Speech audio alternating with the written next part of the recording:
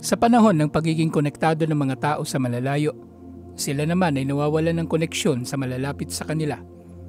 Ang ilang mga tao ay nakakakita ng kaligayahan sa pakikipag-usap online sa totoo mang tao o hindi totoong tao o yaong mga nakikilala bilang mga chatbot.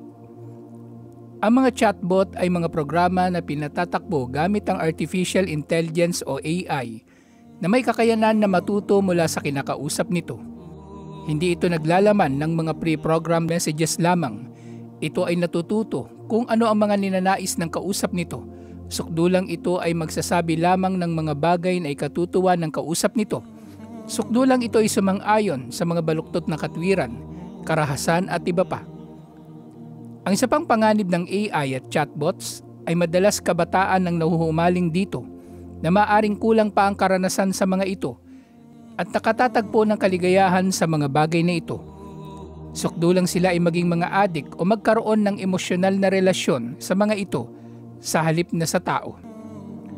Ang ganitong katotohanan ay dagdag na dahilan na bantayan natin ang ating mga mahal sa buhay, lalo na sa kanilang paggamit ng internet, nang hindi sila mabibiktima ng radikalismo na nauna nang kumakalat sa pamagitan ng mga buhay na kachat at ngayon naman sa pamagitan ng AI, sa pamagitan ng mga chatbot.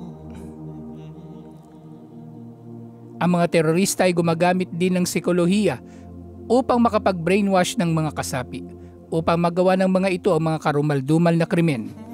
Sa pamagitan ng psikolohiya ay nagagawa nilang patayin ng mga kasapi nila ang sarili nitong mga magulang, pumatay ng inosente o patayin ang sarili sa pamagitan ng suicide bombing. Kaya ang psikolohikal na kahinaan ng ilang kabataan ay maaaring sasamantalahin ng mga terorista gamit ang mga chatbot na ang agenda ay ang itanim sa kanilang mga puso at isip ang pagkamuhi sa kapwa at ang paggawa ng krimen. Meron ng mga grupo ang nakagawa nito tulad ng chatbot na Arya na gamit ng Gab na isang far-right social media network na tumutulak sa mga tao tungo sa bias lamang na pananaw na politikal.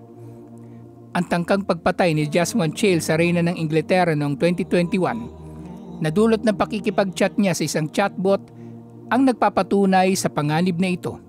Si Jaswant ay nakipagpalitan ng mahigit 5,000 text messages sa isang nanggangalang Saray na isa ring chatbot kalaunan na nagpapakita ng pagsuporta sa mga pinaplano ni Jaswant laban sa reyna. Ang nagdudulot pang maging komplikado ito ay mahirap ngang ma-detect kung ang tao ay lulong na sa pakikipag-usap sa chatbot. Lalo na't ang chatbot na ito ay nagpapahayag palagi ng pagsang-ayon na hindi tulad ng tao na maaring hindi sasang-ayon sa kausap nito.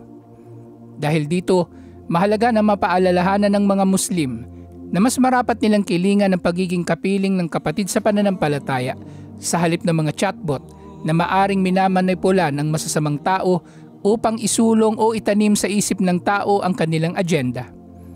At hindi lamang basta-bastang Muslim ang marapat na hangarin ng Muslim na kanyang makapiling. Marapat siyang maging kapiling ng maalam, matutuwid at mapagkakatiwala ang mga Muslim na nagmamalasakit sa kanya para sa mundong ito at sa kabilang buhay. Sinabi ni Hudayfa bin al-Yaman, ang mga tao ay nagtatanong sa sugo ni Allah sallallahu alaihi wasallam tungkol sa kabutihan.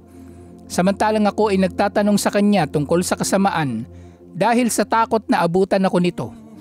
Kaya sinabi ko sa sugo ni Allah sallallahu alaihi wasallam, o sugo ni Allah, tunay na kami noon ay nasa kamangmangan at kasamaan at ipinadala sa amin ni Allah ang kabutihang ito.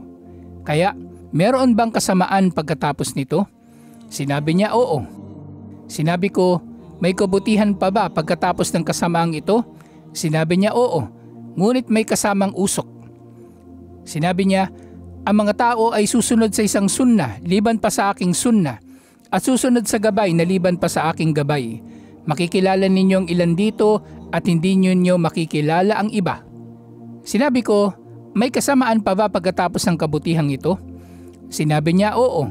Mga tagapag-anyaya tungo sa mga pinto ng impyerno na sino mang sumunod sa kanila ay itatapon nila rito. Sinabi ko, o sugo ni Allah, ilarawan mo sila sa amin. Sinabi niya, sila ay kabilang sa ating lahi at nagsasalita ng ating wika.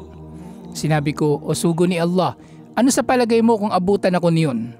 Sinabi niya, manatili sa jamaan ng mga Muslim at sa kanilang imam. Sinabi ko, Paano kung wala silang jamaa at walang imam? Sinabi niya, layuan mo ang lahat ng mga sekta na ito. Kahit pasokdulang kagatin mo ang ugat ng isang puno hanggang sa abutan ka ng kamatayan at ikaw ay nananatili rito.